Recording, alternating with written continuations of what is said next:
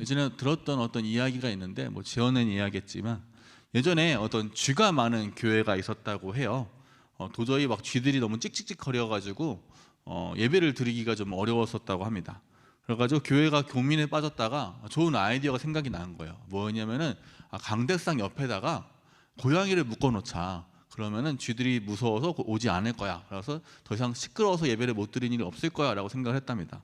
그래가지고 이제 항상 예배 전에 강대상 옆에다가 고양이를 이제 줄로 묶어두는 일을 계속했다고 합니다. 효과가 너무 좋았었던 것 같아요. 그래서 쥐가 정말로 교회 안에서 쥐가 더 이상 찍찍거리는 일이 없어서 예배를 드리는데 굉장히 집중하기 좋았다라고 합니다. 세월이 지나서 목사님이 몇 번 바뀌고 쥐들도 더 이상 나타나지 않았다고 합니다. 그럼에도 불구하고 이 교회 사람들은 계속 고양이를 예배 전에 강대상 한쪽에다가 묶어놓는 일을 계속 하고 있는 거예요. 어느 날 새롭게 부임한 목사님이 매번 예배 때마다 고양이를 이렇게 묶어두는 것을 보고 혹시 그러는 특별한 이유가 있습니까? 라고 물어봤다라는 거예요. 그러자 이제 그걸 묶었던 그분이 어떻게 말씀하셨냐면은 저희는 원래 예전부터 이렇게 해왔어요 라고 말했다라는 겁니다. 어떤 일들이 근데 교회에서 이런 일들이 굉장히 많이 일어나는 것 같아요. 어떤 일들이 굉장히 좋은 의도로 시작했지만 시간이 지나서 모든 문제가 해결되었는데 그 현상만 남고 왜 이것을 했는지에 대한 의미를 잊어버리는 경우가 굉장히 많다고 생각합니다. 교회 전통 가운데 이런 게 많다고 생각하는데 예를 들면 예배에 집중하기 위한 어떤 수단이었는데 그 수단이 이유도 모르는 사이에 그냥 하는 것이 되어버린 어떤 것이 되어버리는 거죠. 저는 그것을 이제 성경적으로 보통 종교적 행위라고 많이 이야기를 하더라고요. 뭐 누군가 성인의 동상을 만지면서 기도할 때 잘 된다거나 뭐 그런 식으로 말한다고도 합니다. 저는 사실 기도라는 것도 사실 비슷하다고 생각하거든요. 기도는 굉장히 중요한 것이고 꼭 해야 되는 거지만 기도할 때 저희가 처음 배우는 그 룰이라고 해야 되나요? 설명서는 뭐냐면은 눈을 감는다, 손을 모은다, 조용히 기도한다 이거잖아요. 사실 이게 처음에는 눈을 감는다라는 것은 하나님께 집중한다라는 의미였을 것 같고 손을 모은다는 것은 어떤 복종의 의미였을 것 같은데 시간이 지나면서 그냥 눈만 감고 손만 모으는 것으로 기도하는 것의 모양만 따라가는 것은 아닌가. 어쩌면 우리가 하고 있었던 어떤 의미는 잃어버린 채 그냥 어떤 형식만 남아버린 것들이 교회 안에 꽤 많이 존재한다는 생각하게 되었습니다. 교회라는 것은 어떤 형식도 굉장히 중요하지만 그 형식을 이루어갔던 어떤 목적이 훨씬 더 중요하거든요. 사실 교회의 목적은 복음을 기억하는 것이 가장 중요한 의무입니다. 복음이라는 것은 예수님이 나를 위해 하신 일이라고 볼 수 있을 것 같습니다. 예수님이 나를 위해 하신 일을 기억하고 살아가는 것이 복음입니다. 그리고 교회는 이것을 하기 위해서 존재하는 거거든요. 어쩌면 찬양도 마찬가지고요, 예배도 그렇고요, 설교도 그렇고요, 기도도 그렇고 이 모든 것들이 사실 복음이라는 것 하나를 향해서 움직이게 되어 있습니다. 복음에 대한 반응일 수도 있고요, 복음에 대한 움직임일 수도 있을 것 같습니다. 오늘 말씀은 스데반의 설교로 시작합니다. 스데반이 설교를 하려는 이유는 사실 어제 나왔던 말씀에 보면은 6장 13절 14절 말씀에 보면은 거짓 증인들의 질문 때문이었습니다. 거짓 증인들이 뭐라고 말했냐면요, 이 사람들이 성전과 율법을 거슬러 말하며 나사렛 예수가 이것을 헐고 모세가 우리에게 전해준 관습을 뜯어 고칠 것이라고 말하는 것을 직접 들었습니다 라고 이야기를 합니다. 그러니까 이것에 대한 변명을 하면서 스데반이 자신의 설교를 시작하게 되는 거죠. 스데반이 그 변론을 오늘의 설교로 시작합니다. 오늘 설교의 내용은 아브라함의 이야기, 요셉의 이야기, 모세의 이야기입니다. 그리고 스데반의 이 설교의 결론은 이 모든 것이 예수님을 향하고 있다라는 설교였습니다. 즉 아브라함, 요셉, 모세는 예수를 통해서 완성된다라는 이야기를 하고 싶었습니다. 그들은 예수님의 예표일 뿐이다라고 말하는 거죠. 어쩌면은 아까 말했듯이 이들의 이 당시 사람들 유대인들의 마음속에 가장 불만이었던 것이 무엇이었냐면은 이들이 모세의 율법을 무시하고 성전을 무시하고 있다라는 것이 이 사람들의 가장 큰 두려움과 가장 큰 불만이었습니다. 어쩌면 우리도 이것과 비슷한 경우가 많이 있는 것 같습니다. 열정적으로 중요하게 여겨왔던 것이 어느 순간 예수님보다 더 중요하게 되는 것들이 우리에게도 당연히 있습니다. 당시 사람들에게는 성전과 율법이었던 것 같고요, 어쩌면 아브라함과 요셉과 모세 또 그랬을 수도 있을 것 같습니다. 이 모든 것이 예수님을 가리키는 것인데 이 모든 것이 다른 것들이 더 중요하게 되어버린다는 거죠. 사실 이것은 우리가 너무 사랑하고 우리가 만났던 어떤 하나님 만나갔던 과정과 굉장히 닮아 있거든요. 제가 만약에 찬양으로 하나님 만난 어떤 경험이 있다면 대부분 다른 사람에게도 찬양으로 하나님을 만날 수 있도록 격려하게 됩니다. 어떤 사람이 기도로 하나님을 만나게 되면요, 그 사람도 다른 사람에게도 기도로 하나님을 만날 수 있을 거라고 격려하게 됩니다. 근데 사도행전은 계속 그것을 깨는 이야기를 하고 있거든요.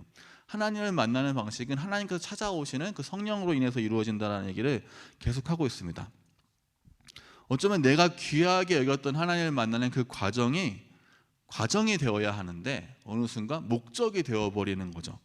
그리고 그것이 목적이 되었을 때 이게 목적이 되었다고 느낄 때는 어떻게 나를 체크할 수 있냐면요, 내가 그것이 무너졌을 때 얼마나 화가 나는가, 그걸 보고 알 수 있습니다.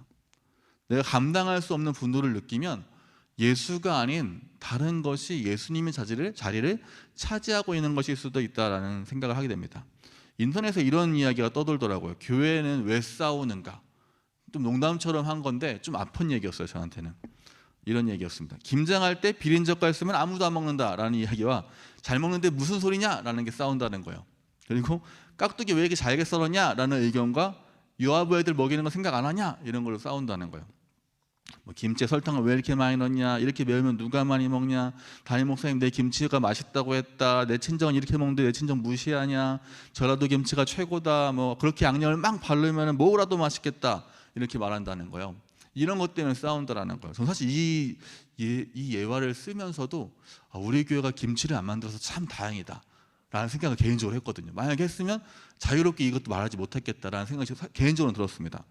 정말 농담처럼 하는 이야기라고 생각해요. 근데 농담처럼 생각되지 않을 수도 있겠다라는 생각이 들더라고요. 왜냐하면 누군가에게는 그 수고가 너무나 중요한 거거든요. 그 수고가 예수님을 향해서 가는 봉사 중에 굉장히 중요한 부분을 차지하고 있는데 어느 순간 그것을 무시당하는 느낌을 당하게 되면은 화가 막 난다라는 거죠. 농담인데 좀 되게 아프더라고요. 우리가 중요하게 여기는 것이 예수를 향하는 것이지 예수가 아닌 경우가 생각보다 많다는 겁니다. 그것이 유대인들에게는 끝없이 자신의 역사를 통해서 지키려고 했던 성전이었고요, 그들이 열심히 삶을 통해서 지키려고 했던 율법이었습니다. 그러라 할지라도 그것이 우상이 되어서 그것에 대해 그 과정이라고만 설명했던 그 모든 것들이 기독교인들이 화가 나서 나중에 스데반을 죽이게 됩니다. 그들의 조상은 오로지 그것을 지키기 위해서 모든 역사를 걸었는데 어쩌면 그것이 굉장히 무시받는다는 듯한 느낌이 들었던 것 같습니다. 우리가 교회 건물의 가치를 둘 때 예수님은 드러나지 않습니다. 예수를 드러내기 위하여 건물마저 포기할 때 예수님이 드러나는 겁니다. 교회 재정의 가치를 둘 때 예수는 숨겨지지만 교회 재정이 흔들리는 순간에도 예수를 지키려고 할 때 우리가 진짜 중요하게 여기는 것이 예수라는 것을 알게 됩니다. 그들은 왜 스데반을 죽였을까? 설교가 너무 길었다라는 썰도 있습니다. 2장이나 되거든요. 이스라엘 사람들이 가장 중요하게 여기는 것을 목적이 아니라 과정이라고 했기 때문입니다. 그 모든 것은 예수를 통해서 완성된다는 것인데, 성전은 예수를 통해서 완성되고 율법은 예수를 통해서 완성되는 것인데 그 사실을 받아들이기가 너무나 어려웠기 때문입니다. 지키고자 했던 것이 하나님이 아니라 성전이었음을, 하나님이 아니라 율법이었음을 말하는 것이, 그렇게 고백하는 것이 생각보다 굉장히 어려웠던 것 같습니다. 우리도 있거든요. 예수님보다, 주 예수보다 더 귀한 것은 많습니다. 솔직하게 말하면 어린이 예배 때 아까 말씀드렸던 눈 감고 기도 안 하면 좀 어떤가요? 무릎 꿇지 않고 기도하면 어떤가요? 찬양이 좀 처지면 어떠나? 찬양이 좀 빠르면 어떤가? 말을 좀 조용히 설교하면 졸리다 그러고요, 말이 좀 빠르게 하고 시끄럽게 설교하면 경박스럽다고 합니다. 모든 것이 예수 그리스도가 우리를 위해서 하신 일을 드러낸다면 사실 아무 문제가 없거든요. 그런데 그게 저는 되게 불편하더라고요. 저마저도. 저는 사실 되게 힘들어하는 게 너무 간드러진 찬양하는 게 좀 불편하거든요. 좀 이렇게 너무 이렇게 박자가 좀 간드러지는 느낌 나는 거.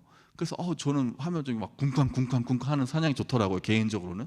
그래서 간드러진 찬양하는 게 좀 불편한데 근데 저희 중고등부 아이들을 많이 만나고 청년들을 만나니까 그런 간드러진 찬양에 사람들이 되게 은혜를 받는 걸 보면서 너무 이해가 안 되면서도 내가 잘못될 수 있었겠구나. 내가 그것이 어쩌면 내가 하나님 만난 방식을 너무 강요한 것일 수도 있겠구나라는 생각을 하게 되었습니다. 문화가 주는 영향력이 분명히 있거든요. 우리가 분명하게 문화적으로 중요하게 여기는 것이 있습니다. 나도 모르게 하나님을 따르다 보니까 하나님이 허락하신 어떤 선물이 그 선물의 영향이 너무 커져서 하나님의 자리를 차지하는 경우가 분명히 있습니다. 자녀가 될 수도 있고요, 승진이 될 수도 있고요, 내가 당연히 가져야 할 어떤 자리, 어떤 종교적 신념, 때로는 교회, 때로는 그 모든 것이 사실 예수님을 통해서 가는 과정이 되어야 하거든요. 예수님을 통해야만 완성되는 거거든요. 그래서 그런 것들이 사실 흔들릴 때 그때 예수님이 드러나게 됩니다. 내가 우상이라고 생각, 내가 너무나 소중하게 여겼던 것들이 자꾸 무너질 때 그때 예수님이 나타나게 됩니다. 저는 사도행전이 그것을 깨는 책이라고 생각하거든요. 그들이 중요하게 여겼던 것, 제자들이 중요하게 여겼던 것들이 하나둘씩 깨지는 모습을 보여주는 책이 사도행전이라고 생각합니다. 그들은 유대라는 땅을 굉장히 중요하게 여겼거든요. 이방인이 아닌 것. 근데 그것을 깨어버립니다. 어쩌면 사도라는 것도 굉장히 중요하게 여겼던 것 같아요. 그러나 사도행전은 베드로가 아니라 바울로서 완성됩니다. 어쩌면 그들이 여겼던 자유라는 의지, 자유라는 것이 굉장히 중요하게 여겼던 것 같아요. 그런데 바울이 감옥 가는 모습으로 사도행전은 마무리가 됩니다. 하나님을 믿게 되는 것, 하물며 하나님의 천사의 모습 같던 스데반을 잃었던 모습을 통하여서 하나님의 말씀이 퍼지기 시작합니다. 복음이 그렇게 전달되어집니다. 우리가 생각하는 중요했던 모든 가치가 깨어짐에도 불구하고 하나님이 전달되어지는 것이 사도행전의 역사거든요. 예수의 십자가보다 우리 가운데 혹시 더 커져버린 것이 더 있지 않은지 한 번쯤 생각해보는 하루가 되셨으면 좋겠습니다. 혹시 내가 뭔가 교회에서 혹은 내 주위에서 내 사람에게서 뭔가 갑자기 참을 수 없는 화가 났다면, 어떤 분노가 일어났다면 어쩌면 저것이 내가 갖고 있는 어떤 우상일 수도 있겠다라고 한 번쯤 의심해 볼 필요도 있는 것 같습니다. 대부분 우상은 너무 사랑하기 때문에 있는 거거든요. 그것이 나의 우상의 자리까지 온 것은 아닌지 한 번쯤 돌이켜 보았으면 좋겠습니다. 그래서 우리가 나를 위하여 죽으신 예수의 십자가 밖에는 더 이상 자랑할 것이 없는 그런 성도님들이 되셨으면 좋겠습니다. 같이 기도하겠습니다. 하나님, 우리 가운데 나도 모르게 하나님을 만나면서부터 나에게 중요하게 여겼던 어떤 가치들이 있습니다. 신앙은 이렇게 세워가는 거지, 하나님이 이렇게 만나는 거지, 이렇게 예배하는 게 진짜 예배지, 이렇게 하는 게 진짜 신앙생활이지라고 말했지만 우리는 어쩌면 하나님이 아니라, 복음이 아니라, 예수님이 하신 그 일이 아니라 다른 어떤 것을 더 섬기고 더 사랑하고 있는 것은 아닌지 한번 돌아봅니다. 유대인들에게는 성전과 율법이 그러했던 것처럼 우리에게도 마찬가지로 그런 우상들이 있습니다. 도저히 거부할 수 없는, 도저히 그보다 더 중요한 걸 바라볼 수 없는 그런 것들이 나에게도 분명히 있습니다. 그것들이 점점 더 놓아질 수 있기를 원합니다. 예수 그리스도 사랑 때문에, 예수님께서 하신 일 때문에 그런 것들에 붙들리지 않고 오로지 예수님만 바라보며 그 십자가만 붙들면서 우리가 하나님을 바라볼 수 있도록 주님 도와주옵소서. 잘 안 되겠지만 그렇게 될 수 있도록 성령님께서 함께 해주세요.